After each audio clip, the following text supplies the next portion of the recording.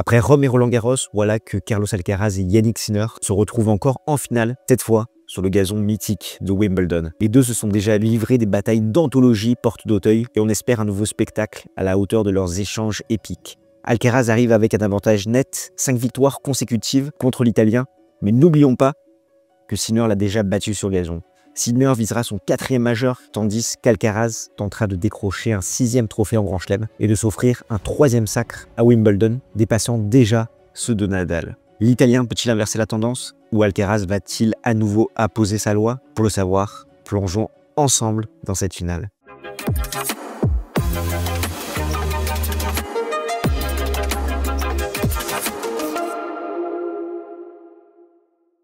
Avant de rentrer dans le vif du sujet, on fait une petite pause pour parler de notre partenaire Match en Direct. C'est l'application mobile gratuite qu'il vous faut pour suivre en temps réel tous vos sports préférés. Tennis, bien sûr, mais aussi volley, basket, rugby, football. Avec plus de 2,5 millions d'utilisateurs, Match en Direct, c'est avant tout une vraie communauté de passionnés, idéale pour suivre Wimbledon et tous les tournois qui arrivent. Pendant notre vidéo, vous verrez plusieurs screenshots de l'application pour revenir sur certains résultats marquants. Et si vous voulez discuter en live des échanges de vos joueurs favoris, foncez sur le forum des matchs. On y échange, on se chamaille, partage la passion. Alors pour ne rien manquer de vos tournois et de vos équipes préférées, téléchargez dès maintenant Match en Direct.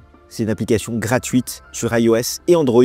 Lien dans la description et je te mets également le QR code que tu peux scanner pour pouvoir ensuite accéder à l'application. Un grand merci à Match en Direct pour avoir soutenu notre projet. Carlos Alcaraz et Yannick Sinner, c'est une rivalité qu'on a l'habitude maintenant de retrouver en finale. Après Rome et Roland-Garros, les deux vont croiser le fer en finale de Wimbledon. Et cette rivalité, elle a débuté lors de Challenger en 2021 à Alicante, où c'était déjà l'Espagnol qui avait pris le dessus sur l'Italien. Maintenant, on est à 8-4 pour Carlos Alcaraz dans les face-à-face. L'Espagnol reste sur 5 victoires consécutives contre Yannick Sinner et il semble avoir fait le break après cette finale homérique à Roland-Garros où il a totalement renversé Yannick Sinner. Par contre, l'Italien s'est imposé sur leur seule confrontation sur gazon. Ça commence déjà à remonter, sachant que c'était à Wimbledon en 2022. Mais à voir si ça va peser dans ce face-à-face, sachant qu'il y a vraiment une dynamique qui s'installe entre les deux joueurs. Où on a l'Italien qui va prendre l'avantage sur des surfaces plus rapides, où il va vraiment pouvoir faire parler son agressivité. Là où Carlos Alcaraz va être meilleur sur des surfaces un petit peu plus lentes.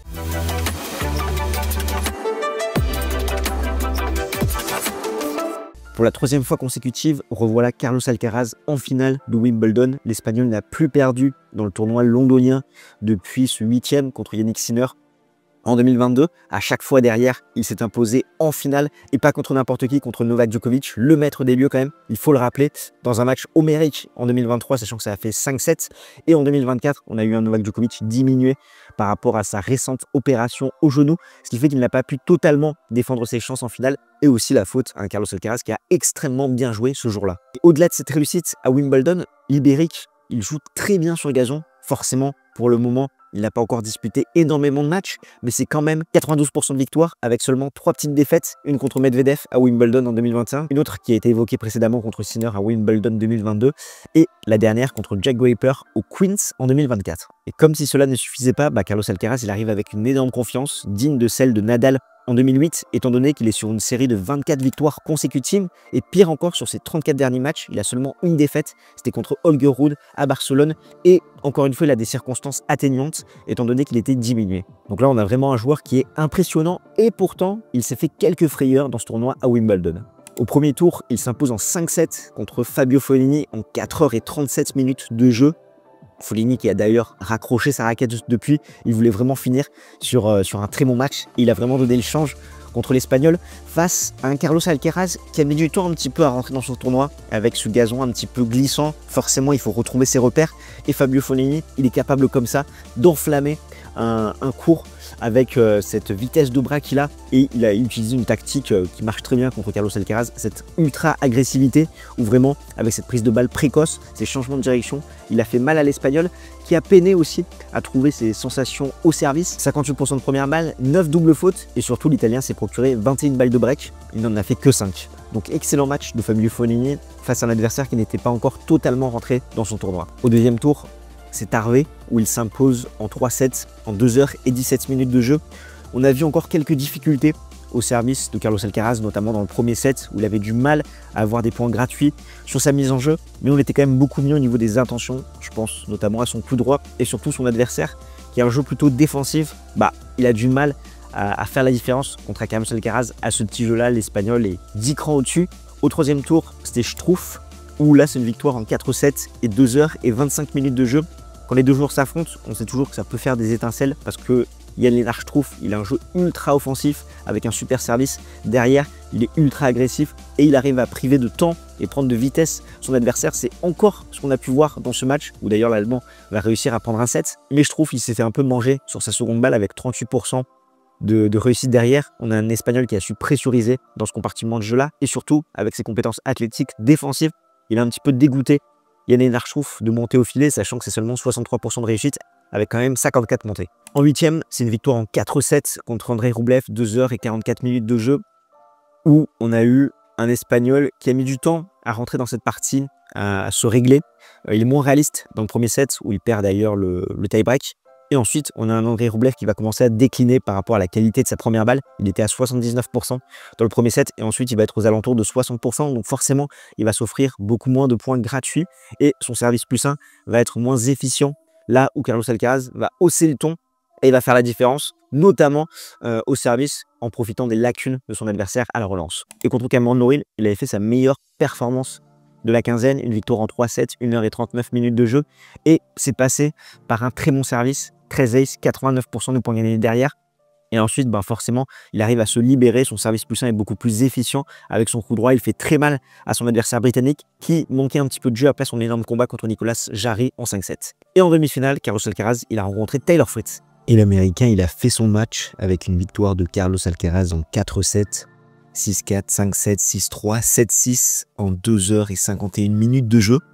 Un match où je pense que Taylor Fritz aurait difficilement pu faire mieux. Il a été très bon au service, vraiment, avec 19 aces, 80% derrière sa première balle. Côté revers aussi, ça a été extrêmement solide. Mais ce qui lui a fait défaut, c'est un petit peu son manque de réalisme. Donc il prend le deuxième set sur un très mauvais jeu de la part de Carlos Alcaraz, son pire de la partie. Où il a d'ailleurs que 36% de points gagnés derrière sa deuxième balle. Et derrière, il va se remobiliser dans le troisième set. Un seul point perdu sur son engagement, c'est extrêmement solide. Et c'est sur le quatrième set où l'Américain aurait pu faire tourner un petit peu le match, sachant qu'il arrive à emmener Carlos Alcaraz dans un tie-break, alors qu'il avait sauvé une balle de break à 3-2.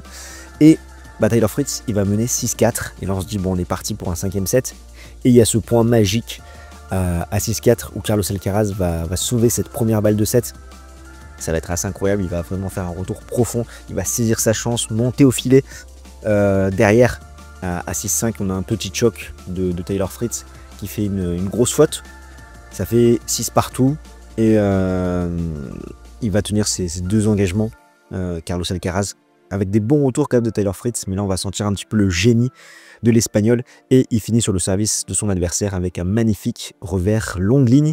Donc une bonne performance de Taylor Fritz qui pourrait être content de sa saison sur gazon par rapport à ce qu'il a vécu sur le premier semestre où ça a été compliqué avec des blessures notamment aux abdominaux, et Carlos Alcaraz qui est vraiment capable de faire parler sa magie, qui aura fait une bonne performance également au service malgré ce mauvais jeu dans le deuxième set avec quand même 13 aces. On sent qu'il a monté d'un cran et que quand c'est au rendez-vous, c'est vraiment une arme comme ça avait été le cas au Queens. Dans ce tournoi, l'Espagnol il a montré une fois de plus qu'il était taillé pour le jeu sur gazon avec toute sa panoplie, sa créativité, son slice côté revers, ses amortis, ses montées au filet. Après, au niveau de ses fluctuations, c'est vraiment passé par son service où il avait très bien servi au Queens.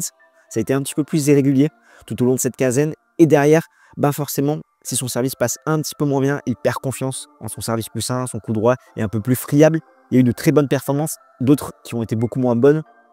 Après, en général, dès qu'un joueur arrive à lui mettre la pression, les rend ultra agressifs, c'est là qu'il commence un petit peu à cogiter, à avoir quelques déchets. Mais ça a été sans conséquence étant donné qu'il s'est imposé jusque-là. Il visera un 6e titre en majeur, un 3e sacre à Wimbledon. Pour le moment, c'est 78% de victoire en finale avec seulement 6 défaites à ce stade de la compétition. Il n'a jamais perdu en finale de majeur. Il pourrait faire un peu plus son trou à la race avec 8240 points s'il venait à s'imposer.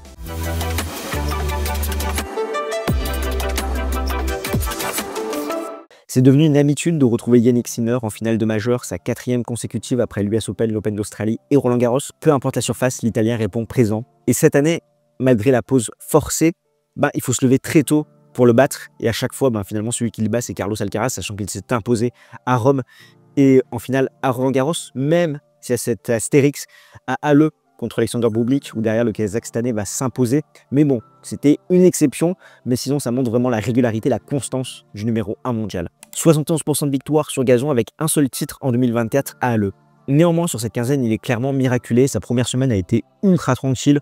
Nardi au premier tour, 1h48 en 3-7. Vukic au second tour, 1h40 en 3-7. Martinez, 1h55 en 3-7.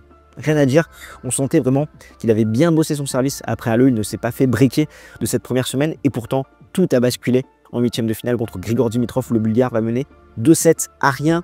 Ça va faire un match de 2h08, mais ensuite, quand il va servir, il va ressentir une douleur au muscle pectoral et Grigor Dimitrov va devoir abandonner. C'est tragique pour lui qui jouait l'un des meilleurs tennis de sa carrière là, sur ce match. Lui qui a fait un 5e abandon consécutif en majeur, qui avait un plan de jeu parfait contre Yannick Sinner, qui a montré justement qu'il savait appréhender les spécificités du gazon, que ce soit son slice pour casser un petit peu la diagonale revers avec une balle très basse, ensuite décaler avec son coup droit, monter au filet, face à Yannick Sinner qui n'est pas encore totalement habitué au gazon, avec les faux rebonds, ses déplacements, et surtout qui est tombé dans le premier jeu de la rencontre au niveau du coude et qui n'a pas pu tout donner au service et côté coup droit.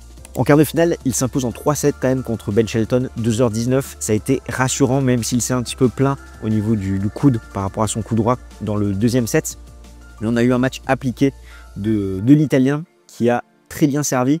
Et à partir de là, en fait, ça a été très compliqué pour Ben Shelton qui a survécu grâce à la qualité de sa première balle, 80% de points gagnés derrière, ce qui fait qu'on a l'impression d'avoir un match serré. Mais dans les faits, Yannick Sinner a dominé parce que si tu enlèves la première de Ben Shelton, derrière, il n'y a plus rien. Yannick Sinner est beaucoup plus solide, beaucoup plus compact des deux côtés. Là où Ben Shelton va commettre énormément de déchets avec son revers. Il va des fois essayer de slicer, mais bon, c'est pas le slice de Grigor Dimitrov.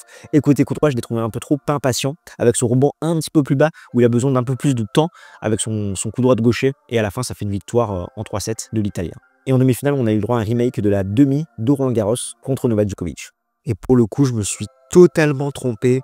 J'ai sous-estimé la chute de Novak Djokovic dans le dernier jeu contre Flavio Cobolli et peut-être surestimé un petit peu cette blessure au coude de la part de Yannick Sinner parce qu'à la fin, c'est une victoire de l'Italien en 3-7, 6-3, 6-3, 6-4 en un peu moins de 2 heures de jeu. Et dès le début de la rencontre, on a vu que quelque chose n'allait pas côté Novak Djokovic qui s'est fait breaker rapidement sur le troisième jeu du premier set où il était assez lent dans ses déplacements pour se déplacer sur la latéralité. Dès qu'il était un petit peu en extension, il commettait énormément de fautes. C'est ce qu'on a pu voir notamment sur son aile coup droit où Yannick Sinner s'est régalé.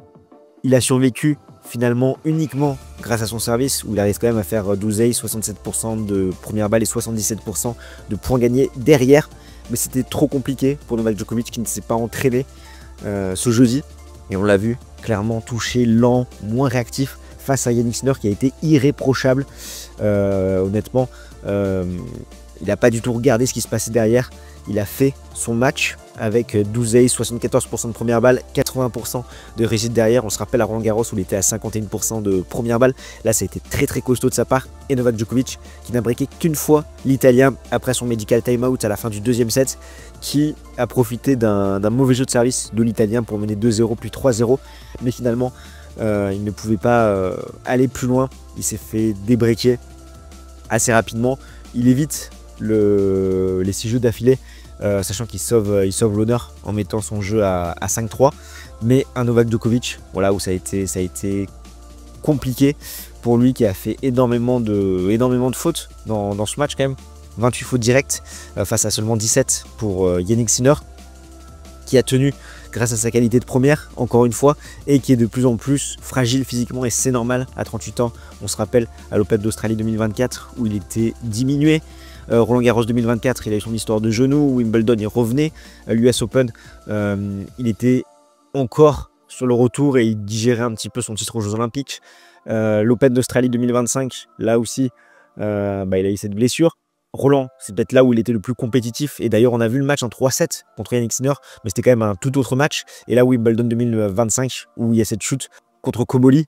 Et On l'a bien vu que Novak Djokovic ne se dépassait pas aussi bien qu'avant sa chute. Et là, dans ce match contre Yannick Sinner, c'est des conséquences de l'âge et ça devient de plus en plus compliqué pour lui à la fois de pouvoir se confronter à du Sinner, à du Alcaraz sur ce format-là qui est ultra exigeant, même si son tennis agressif, offensif, on va dire, a créé un petit mirage parce que l'addition aurait pu être beaucoup plus salée. Mais à la fin, c'est quand même l'Italien qui s'impose, qui fait tout mieux, qui a changé de direction, vraiment qui a exploité un petit peu sur la latéralité du court les difficultés de déplacement de Novak Djokovic, qui a très bien servi face à un Djokovic beaucoup moins réactif, moins incisif à la relance. Et là, ça s'annonce très compliqué pour le Serbe. Donc là, clairement, on a Yannick Sinner qui a saisi sa chance et le revoilà en finale. Par contre, on a vu qu'il n'était pas encore taillé totalement pour le gazon, énormément progressé sur terre battue, mais les spécificités du gazon peuvent le déranger avec ses faux rebonds et également le fait qu'il s'expose avec son jeu très linéaire à la créativité des autres joueurs. Sans parler des doutes physiques qu'on a concernant l'Italien qui visera quand même un 4e titre du Grand Chelem après ces 2 Open d'Australie et l'US Open. Lui qui est quand même à 73% de victoire en finale, même s'il n'est plus invincible en finale de majeur, sachant qu'il s'est incliné contre Carlos Alcaraz à Roland-Garros il y a quelques semaines. Je fais une pause dans l'analyse de cette finale pour te dire que si tu apprécies notre contenu, nous c'est Games Talk, on est des passionnés tennis comme toi à décrypter l'actualité de la petite balle jaune et surtout on aime te raconter des histoires fascinantes autour de ce magnifique sport qu'est le tennis. Donc si c'est quelque chose qui te parle, qui t'apporte de la valeur, tu prends ta raquette, tu fais ton meilleur Djoko Match sur le bouton pour t'abonner, pense à cliquer sur la petite cloche pour être notifié dès que nous sortons une nouvelle pastille vidéo. Côté les tactiques, déjà ils annoncent quand même un beau temps pour cette finale, ce qui fait que le toit ne devrait pas être fermé. On a eu pas mal de matchs entre Sinner et Alcaraz récemment. Bon, c'était sur terre battue, mais ça permet de tirer quelques enseignements. Une seule rencontre sur gazon, c'était en 2022. Ça remonte déjà à loin, c'était un autre monde. Les deux joueurs n'étaient pas encore aussi matures qu'ils peuvent l'être en 2025. Sur ce match, pour en avoir regardé quelques bouts encore, on avait vraiment un Yannick Sinner qui a été ultra agressif avec la compacité de ses frappes côté coup droit et côté revers qui ont permis vraiment de prendre de vitesse son adversaire dès la relance en fait, où Alcaraz avec son coup droit et sa longue préparation, c'était compliqué, il se faisait un petit peu manger et là Sinner se régalait, d'autant plus qu'il a fait également la différence au service dans ce match. Mais maintenant, on a quand même un Carlos Alcaraz qui reste sur 5 victoires consécutives, dont une remontada en finale à Roland-Garros. Il sauve des balles de match et forcément ça va trotter dans la tête de Yannick Sinner parce qu'au-delà de l'aspect physique et des incertitudes qu'on a concernant le coude de l'Italien, forcément ça va jouer. Il y a aussi cette partie mentale qui fait que comment va aborder ce match Yannick Sinner par rapport au récent face-à-face contre Carlos Alcaraz, qui a vraiment fait le break, je pense, dans cette finale à Roland-Garros. Si on met ça de côté, Yannick Sinner, pour lui, ça va vraiment être de passer plus de premières balles que ce qu'il a pu faire à Roland-Garros, profiter un petit peu de la rapidité de cette surface, le service au corps qui marche bien contre Carlos Alcaraz, le service au T également, côté égalité, qui a fait quelques dégâts. Derrière, pour lui, ça va être de changer un maximum de direction, notamment d'aller de son coup droit vers le revers de Carlos Alcaraz. Et pareil, côté revers, sachant qu'en face, à mon avis, Alcaraz va ralentir le rythme, va s'inspirer de ce qu'a fait Grigor Dimitrov avec son slice de revers. À la relance, si on a un mauvais jour au service de Carlos Alcaraz, à Sinner de se montrer très agressif, où il sera moins exposé au kick côté avantage, ce qui était le cas sur terre battue, notamment à Roland-Garros. Carlos Alcaraz, pour lui, ça va dépendre quel visage il nous montre au service. Ça a été fluctuant dans ce début de tournoi. Après, il peut, encore une fois, s'inspirer de ce qu'a fait le Bulgare avec beaucoup de slice, beaucoup de créativité, les faux rebonds, le fait que le jeu de Yannick Sinner ne soit pas encore totalement taillé pour le gazon et ses déplacements sont forcément impactés. Donc du slice, bien servir, comme l'a fait le Bulgare. Le slice qui va lui permettre de tourner avec son coup droit et d'attaquer sur le coup droit de Yannick Sinner. Également, de monter au filet derrière, les amortis, le faire bouger un maximum. Cela étant dit, je vois une victoire de Carlos Alcaraz en 4-7. Je suis curieux d'avoir ton avis dans les commentaires. Si tu veux patienter jusqu'à cette finale où Rob te fera un live comment comme on l'a fait à Roland-Garros, je t'invite à aller voir cette vidéo qui revient sur une autre rivalité historique entre Novak Djokovic et Roger Federer.